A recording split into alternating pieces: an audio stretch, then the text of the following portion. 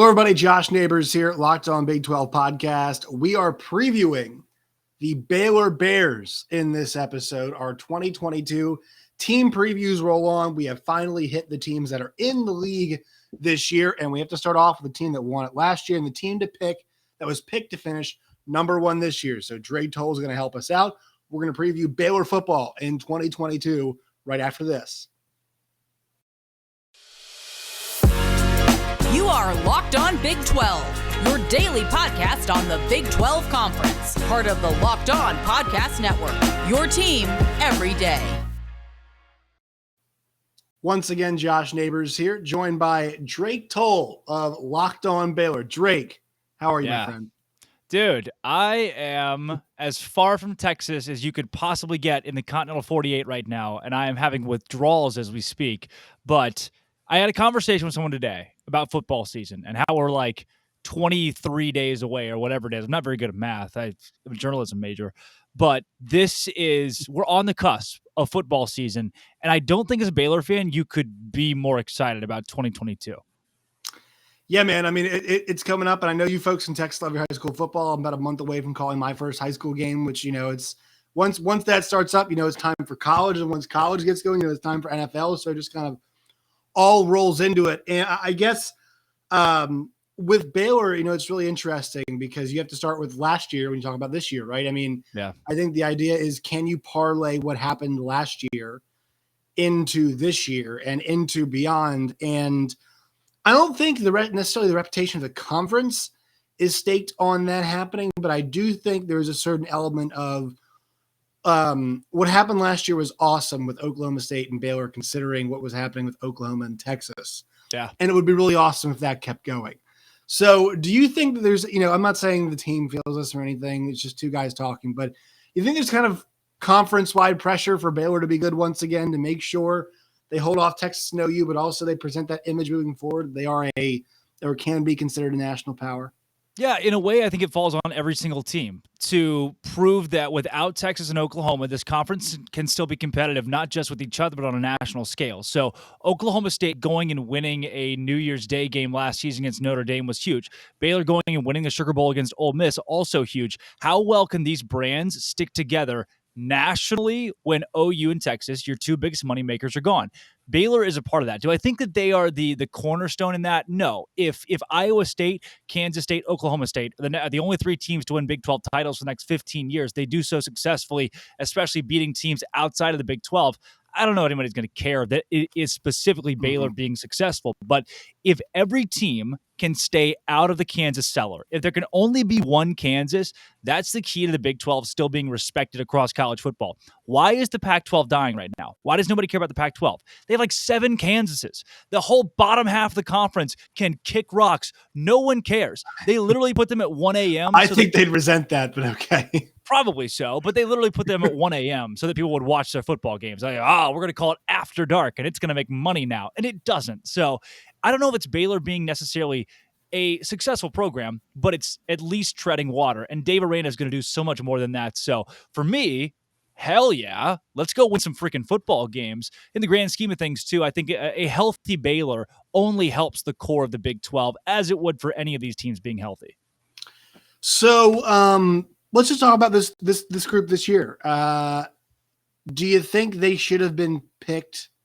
Well, I'll just ask you. Did you pick them to finish number one in the league this year?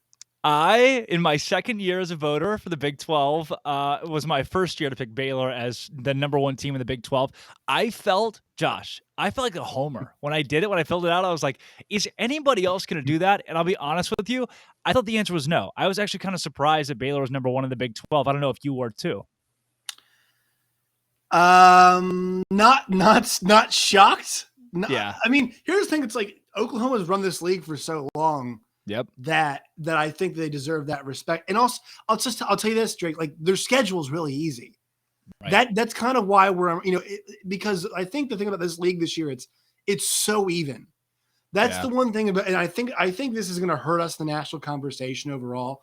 Like, I would be really surprised if Baylor was able to match what they did last year, just because there is some attrition and they're switching quarterbacks and they lost 2 tremendous players on defense and they lost some tremendous players on offense. Yeah. And like, I think I think there's a version of Baylor in November that looks like the version of Baylor in November we saw last year, but maybe the October and the September aren't the October and September we saw last year, if that makes sense, right? Like, I don't think – I think the finished product might be great for some of these teams. I think we have to work – the thing about Texas and Oklahoma, like, those schools have some work to do before they get to kind of what's the finished product. I think Baylor is starting from maybe a better point. I don't know that for sure. So to answer your question, like long way to answer your question, like, to flip back to you, I mean, I think 1, 2, or 3 would not have been surprising to see in either of this place. Also, but the Vegas win total right now for them over under 7.5. Yeah. Oh, well, that's the thing. Vegas does not love Baylor to win the Big 12 title. You're looking at similar odds. I think Bet Online has like Baylor and West Virginia tied, and that really is the true parity at the Big 12 conference this next season. Josh, if West Virginia finishes 3rd in the conference, I won't be shocked. If West Virginia finishes 8th in the conference, I won't be shocked. If Kansas State's the same way, Texas is the same way. Texas Tech, if they end up winning 4 conference games next year, I won't be floored, while some people out there would. I think, again, it's the parity of the conference. For Baylor, their issue. Here's why I didn't have Baylor. I put them number 1 because you're kind of obligated to when they have at least a shot. But I didn't think they'd be there because if you look deeper into the schedule, Baylor goes to Morgantown. They've never won there. No matter how bad West Virginia is or how good Baylor is, there's a force field once you enter Morgantown where Baylor just can't win. Now it's Thursday night game too, so it's funkier. So Morgantown, you don't win very well there. You go to Norman. You go to Austin. You're going to Ames. You're going to Lubbock. Holy crap, man. Like, dissect that right there. Yeah, they drew. And also, not to mention a non-con, they go at BYU. Yeah. So you're looking at those 6 road games, and you're telling me that of the 5 conference games, even if you exclude BYU, of those 5 conference games, that Baylor's going to escape that 4-1 or 5-0, which is probably what they need to do to win the Big 12 conference. That's a big ask for anybody. I don't think last year's Baylor team goes 4-1 or 5-0 in that stretch on the road. I really don't. Yeah, I mean, you're gonna be asking them to, once again, at BYU, at Iowa State, at West Virginia, at Tech, at OU, at Texas. If you go 4-2 in that stretch, that is fantastic. That is really successful. That is awesome, right? And we've seen teams get caught. We saw Oklahoma State last year get caught at Jack Trice, albeit controversially. They get caught at Jack Trice, right? We know West Virginia can, like you said, it's a force field for them. We all know that it's really tough to go to Oklahoma and win those games. And look, that game's either going to be at noon or it's going to be at night. There's a chance it could be either one of those. And obviously the big matchup at Texas. And look, that one's a crapshoot because we got no clue how good Texas is going to be at that point. But really a lot of this, let's talk about the big choice, the big decision that Dave Aranda was asked about. And for some reason, his second question at Media Days, the first question Dave Aranda was, Dave, what are you reading?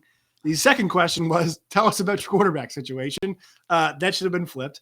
So, I agree with this more. I think this was the right move to go to Blake Shapen. I think Drake, in my opinion, that this team is going to need more from its offense this year than it needed from last year's offense. Yeah. And because of that, this move reflects that reality, I think. Do you agree? I think a big part of this move is the ceiling of Blake Shapen. Gerry Bohanon is pretty much, I don't want to say he maxed out his ceiling, but he was getting there. He is a player that was not necessarily winning you football games. Baylor was not putting their entire offense on Gerry Bohanon's back. Instead, it was Abram Smith or Treston Ebner.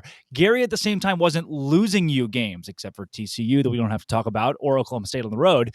But if you're asking that of your quarterback, hey, don't win us games, but don't lose us games, you just need somebody who can stand out there and not turn the football over, which is what Gerry did for most of the season. Blake Shapen's the opposite of that. His ceiling is so high because he can go out and pass for 400 yards in a football game, and no one's going to be shocked. You saw him in the Big 12 championship game, completed his first 17 passes in that one, broke a record in that facility. Josh, I don't know if you know this, but at AT&T Stadium, they play NFL football games every Sunday. Alabama plays there in their little Chick-fil-A kickoff. That's in Atlanta. Whatever they play there in the early seasons. The Cotton Bowls play there every year. Every Texas high school football state championship is in that stadium. Blake Shapen has the record for most consecutive completions of all of those things. So obviously he's doing something right. So to go back to your first point, holy crap, the questions across the board at the Big 12 Media Days, I was floored. Some of them I was like, what's happening right now? Not everybody gets a microphone. Number 2. I will tell you this. Generally speaking, the bad questions come from the TV people. I mean, they ask some softballs. Oh, also not just TV, but like out the random markets, like the West Virginia or the Iowa State, where it's someone from like Des Moines, and you're like, Des Moines, why are you here? Or the random, like, how did you sneak in? And after post that, I was thinking, okay, when's the question coming about realignment or quarterback? Now that we know what Dave Aranda read, sweet. Then you get into the conversation about Blake Shapen and Gerry Bohanon. And first, Dave talked about person over player, right? And making that decision when he did for Gerry Bohanon to go to USF, which behooves Gerry Bohanon looking forward. And I think it behooves Baylor. This is a riskier decision, Josh. It's a much riskier decision because you already know what you're going to get with Gerry Bohanon. But Blake Shapen's ceiling is higher. Dave Aranda is betting on Blake Shapen. And I'll tell you this right now in the offseason, here's your new update. Kicking butt. Can't say the A word. Kicking butt right now. Lifting every single day to the top of those charts. I mean, he's that guy in the locker room. When you have a guy best shape of his life. Is that what you're best saying? shape of his life. That guy is like, he's like the opposite of Eddie Lacy in the offseason. He gets better. And I think that's going to go a long way. You're going to see Gerry Bohanon, contrary to what I told you on your podcast a month and a half ago, Gerry Bohanon could have never been the Big 12 quarterback, first team all Big 12. Blake Shapen has that ceiling. Will it happen? I can't guarantee it, but it's at least possible. Yes. And look, that's what I'm saying. You know, what I'm trying to say here is really like, if Blake Shapen goes into next year and we're like, that's the best quarterback in the Big 12 for sure, I wouldn't be surprised. Now, what I think is it might take a few growing pains to get there. Because that's the thing about this is like, it's going to, you know, the receiving core is relatively new. And I'm looking at this. I just ran the numbers while you're talking there. 2,700 yards on the ground. Yeah. And I believe, let me get a total, 23 touchdowns is what they're losing in the running department.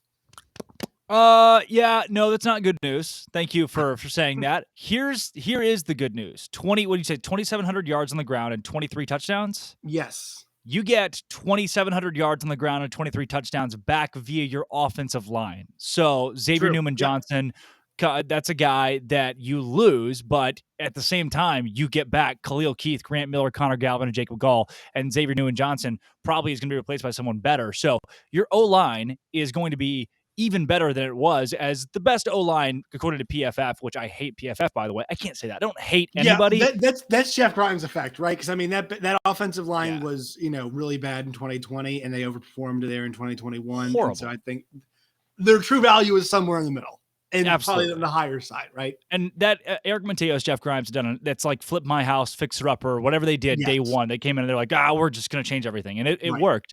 So you get 4 of those 5 guys back. And that at least, Baylor's going to have a running back by committee. It looks like 3 guys that are truly going to get pretty even snaps until somebody comes to the forefront of that. But Jeff Grimes isn't going to ask you to go be an Abram. Look at Josh. Abram Smith was not a running back. He was a linebacker, but his offensive line was so freaking good that he felt so comfortable he could blossom into one of the best running backs in the Big 12. There's no reason Baylor doesn't have that again from at least one of the guys that they throw out there. So that gives me confidence. If there's one position that I want to have back next season, it's the entire O-line. I mean, that just gives you so much continuity. I think Baylor's in good shape there, but you're right. Receivers, you got none. You have Baylor, like half the names on there, you're like, oh, that guy plays for Baylor? And running backs is it's a pretty similar scenario. So look past that to Blake Shapen and the O-line and you feel okay. But you're right. No, thank you for making that point. Great point. Yeah, and I mean, it kind of brings the question, like, how much of a guy like Armani Winfield are we going to see, right? I mean, it's a guy who's freshman, is 4-star, like, yeah. You know, and it's good and bad, right? It's good and bad to have a guy like that there. You know, you want to see a young guy like that play, but also that means that there are some holes that he has to fill at that age. Quick break here, then we'll talk some defense here. Today's show is brought to you all by BetOnline and BetOnline.net. Go to BetOnline today, and you all can place a wager on whether or not you think Baylor will win the requisite 7.5 games. They can't win that many, so you can bet whether they will go over or under that number right now. You can bet on them to win the conference. You can bet on anybody you want to win any conference over at BetOnline and BetOnline.net. Best place to go. College football futures, Major League Baseball. Want to bet on Juan Soto's next team? You guys can do that as well. BetOnline, NASCAR, F1, UFC, Bellator, boxing. They got it all. So BetOnline is where the game starts. All right, so the one thing we can say about Baylor is that they probably the best offensive line in the conference. Yeah. Probably the best defensive line in the conference. I mean, Oh, this thing, not close. Top 3 Cole in the country. Maxwell, Siaki Ika, Gabe Hall. And I'll tell you this, Drake, we'll get your thoughts on this. I voted for Siaki Ika for Defensive Player of the Year preseason. Yeah. The reason why I did this, and I don't, I'm not sure, this was not me predicting he's going to win it. I don't think he will win it. But I think guys like Felix Anudike-Uzomah is going to get better numbers. That position lends itself to. But a lot of the times your job as a guy who's interior defensive lineman, and especially for a guy who is the nose tackle, the interior defensive lineman, your job is sometimes not to tackle people. It is to draw one or two more, sometimes 1 to 2 guys, disrupt things, create lanes for other guys. He is the most disruptive player, I think, in this conference right now. The numbers might not bear that out. He's got a slight edge over Anudike-Uzomah. I think he will be the most disruptive player this year. So your thoughts on that defensive line anchored by Siaki Ika? 100%. The defensive line is they're just a wild bunch of dudes, man. They're tough to corral. The problem with Siaki Ika, yes, being the defensive player of the year in the Big 12 is that a defensive lineman could be triple teamed if you want to every single play. If you really want to go at Aaron Donald and make sure that guy doesn't get back to you, Aaron Donald can be stopped, 9 times out of 10 with a triple team. Siaki Ika will be the same way. Even though he's on the interior, they'll find a way to stop him, whereas a linebacker may have a much better shot at cleaning up plays, getting tackles. But when you have Siaki Ika and Gabe Hall and Jackson Player, and the list goes on and on and on and on of the guys that Baylor's going to throw out there from defensive end to interior and defensive tackle, nose guard, and the different linemen that you'll get, that's scary. I don't care who you are. Those guys, segue, are like a bunch of coyotes. Or Coyotes. I don't know. I think it's a hockey jersey. I just bought it. That is hockey. That is the Arizona Coyotes. Okay. Well, that's news to me, man. They're like a bunch of coyotes on the defensive line. Look at that. It's a cool logo. Bunch of coyotes on the defensive line. They're going to go out there and just run wild. I mean, you like line me up. Line Texas up against Baylor. Dude, have you seen Texas O-line? Bijan Robinson's great. They've paid in games. That's what they do. Who's going to block for Bijan Robinson? Who's going to do that? You and me. We could probably walk on right now and at least have a fair shake. I need to put on a few more pounds if I can do that. I've seen you flex. I'm getting there. I'm good. Problem for them is they've lost a guy in Terrell Bernard and also a guy in Jalen Petrie, who I think are going to be 2 awesome players, and he can't just replace them. Good news is Dylan Doyle is a fantastic player in the middle of this defense. Matt Jones as well at linebacker is going to help them out. But what are you going to do in the secondary to replace? Now, here's what I'll say to the defensive line point. Oftentimes, your best pass coverage is the guys up front. And if they get home, you don't have to play much pass coverage, right? I mean, that can sometimes be an equalizer in terms of how good your corners and safeties have to be. But, what's the strategy there trying to replace some heavy hitters, if you will? I'm going to go ahead and throw it out there and say if we could just do like a thing where the secondary doesn't play, maybe only have like 8 guys on defense every game for both teams, like sign a contract, that'd be dope. Josh, it's not good. It's not great. You have some versatile linebackers, like you mentioned, and Dylan Doyle, Josh White coming from LSU too, and Matt Jones. The secondary, though, a guy who could bring you back production from last season was one of the team leaders at that as well in Christian Morgan. And then, Josh, it just gets thin really fast. You're missing guys like even Raleigh Tejada, who last year I wasn't the most excited with. I didn't see him and think, oh man, he jumps off the page. And did he get drafted or did he get signed by somebody? I think he got Tejada signed. Yeah. So Tejada's gone. No one ever threw the ball at Tejada where I was like, yes, you threw the ball at Tejada. You're screwed. No, I mean, it became a tough look from time to time for that guy. So him being gone is something I wish that I could sit here, and I'm sure there are a lot of hosts. They're going to get on here when they do their team previews and say like, oh, this is, these guys are going to rise to the occasion. And maybe Baylor has that, but I'm going to be honest with you right now. I just don't see this secondary being elite. And there's nothing that I've seen across this roster that would make me think that they are going to be elite. You're going to need to you're going to be able to stop the run with what Baylor has up front. But then past that, if teams want to go deep on you, I just don't know if we have an answer. Because even in the spring game, you're looking at guys in the first string with Blake Shapen all the way through the third and fourth string quarterbacks that were having a lot of success throwing the football. And it's like, okay, Is that because the fourth string quarterback is really good or the defense is just okay in the secondary? That's going to be a problem. Get to the quarterback, get to him fast, but screen play to the outside, foof. Josh, if other teams are able to do it successfully, if they can open up the top or even run just okay to the point where Baylor has to focus on two things at once, that's where Baylor's going to lose football games, especially on the road.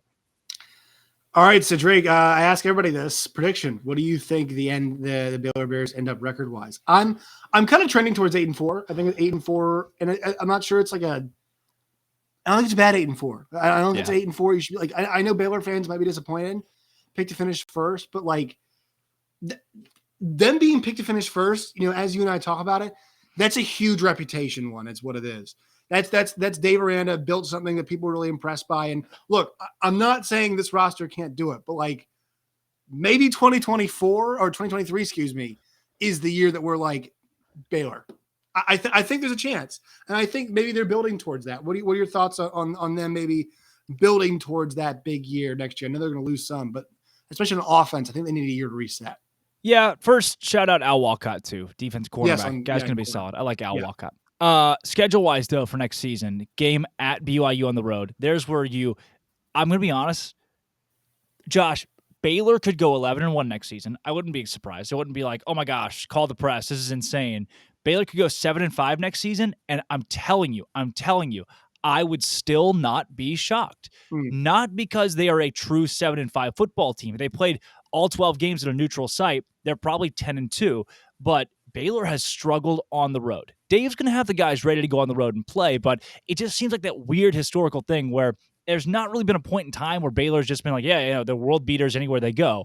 So you had that blip late in the Bryles era, but even under Matt Rule, it was like, oh God, a road game. So it's the weird years where you have OU at home, Texas at home, Iowa State at home, West Virginia at home. Those are great. The off years, that's where Baylor went 2-7. And a big part of that, Dave Aranda's first year, was being on the road for so many games.